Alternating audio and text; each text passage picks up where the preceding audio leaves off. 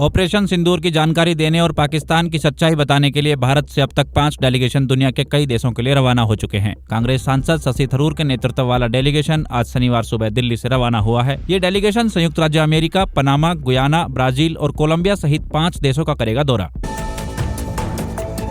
Monsoon ने आज केरल में दस्तक दे दी है। यह अपने तय समय 1 जून से 8 दिन पहले केरल पहुंच गया है। मौसम विभाग के मुताबिक यह 16 साल में पहली बार हुआ है जब मानसून आया है इतनी जल्दी। 2024 में यह केरल पहुंचा था 30 मई को।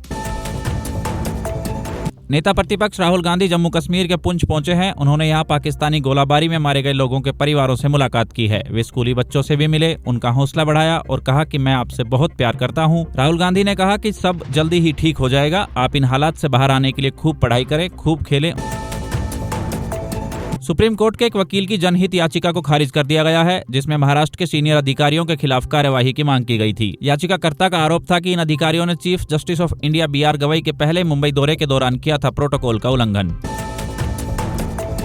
मध्य प्रदेश के खंडवा जिले में चौंकाने वाली घटना सामने आई है। यहाँ 2 अलग अलग कब्रिस्तानों में 6 महिलाओं की कब्रों के साथ की गई है छेड़छाड़। यह मामला तब सामने आया जब एक व्यक्ति अपनी मां और दूसरा व्यक्ति पत्नी की कब्र पर पढ़ने गया था फातिहा। झारखंड के जमशेदपुर में टाटा स्टील के सीनियर मैनेजर कृष्ण कुमार ने पत्नी और 2 बेटियों सहित कर लिया सुसाइड। चारों के शव एक कमरे में फंदे से मिले लटके। बताया जा रहा है कि 16 दिन पहले ही कृष्ण कुमार को कैंसर से पीड़ित होने का चला था पता। केंद्रीय जांच एजेंसियों ने पाकिस्तान के लिए जासूसी के आरोप में पकड़ी गई हरियाणा के यूट्यूबर ज्योति मल्होत्रा के बांग्लादेश टूर की जांच शुरू कर दी है। जांच एजेंसियों के सूत्रों के मुताबिक ज्योति पाकिस्तानी दूतावास के अधिकारी दानिश के कहने पर बांग्लादेश गई थी और इस दौरान वह रही थी दानिश के संपर्क में। मशहूर पंजाबी सिंगर सिद्धू मूसेवाला के हत्या की जांच करने वाले जांच अधिकारी रिटायर्ड सब इंस्पेक्टर की मौत हो गई है। शुक्रवार को उनकी मानसा कोर्ट में पेशी थी, लेकिन इसी दौरान बीमारी से उनके निधन की खबर आई है।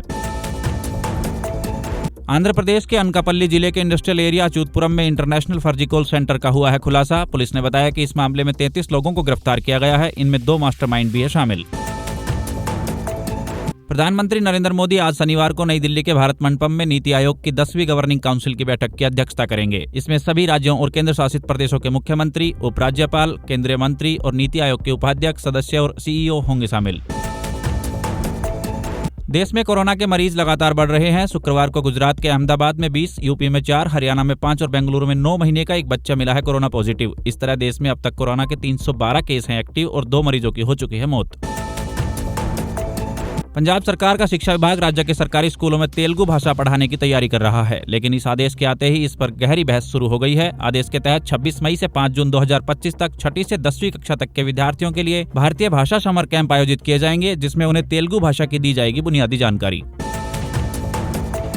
पानीपत में पकड़े गए पाकिस्तानी जासूस नोमान इलाही की आज रिमांड अवधि पूरी हो रही है। पुलिस आज फिर उन्हें कोर्ट में पेश करेगी। रिमांड बढ़ेगा या उन्हें न्यायिक हिरासत में जेल भेजा जाएगा, आज इसका फैसला करेगी कोर्ट। नेशनल डिफेंस एकेडमी में महिला कैडेट का पहला बैच होने वाला है पास आउट। 30 मई को 148वें कोर्स की होगी पासिंग आउट परेड। इतिहास में यह पहली बार होगा जब 17 महिला कैडेट 300 से ज्यादा पुरुषों के साथ NDA से होंगी ग्रेजुएट। ये भारतीय सेना, नेवी और एयरफोर्स करेंगी ज्वाइन। RBI ने वित्त वर्ष 2025 के लिए सरकार को रिकॉर्ड 2.69 लाख करोड़ रुपए के सरप्लस ट्रांसफर को मंजूरी दे दी है। पिछले वित्त वर्ष 2023-24 में RBI ने सरकार को 2.10 लाख करोड़ का सरप्लस ट्रांसफर किया था, यानी ये पिछले साल की तुलना में है 28% ज्यादा। IPL 2025 के प्लेऑफ में जगह पक्की कर चुकी पंजाब किंग्स का सामना आज दिल्ली कैपिटल से होगा। दिल्ली टॉप 4 के रेस में पहले ही हो चुकी है बाहर। ये मुकाबला जयपुर के सवाई मानसिंह स्टेडियम में शाम 7:30 बजे शुरू होगा। दोनों टीमें सीजन में पहली बार होंगी आमने सामने।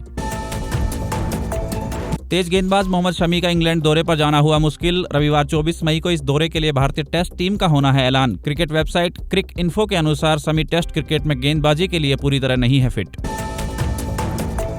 पाकिस्तान के पूर्व प्रधानमंत्री इमरान खान ने आर्मी चीफ आसिफ मुनीर के फील्ड मार्शल बनने पर तंज कसा है। इमरान खान ने कहा है कि मुनीर को खुद को राजा की उपाधि देनी चाहिए। जेल में बंद इमरान खान का यह बयान उनके एक्स अकाउंट पर किया गया है पोस्ट।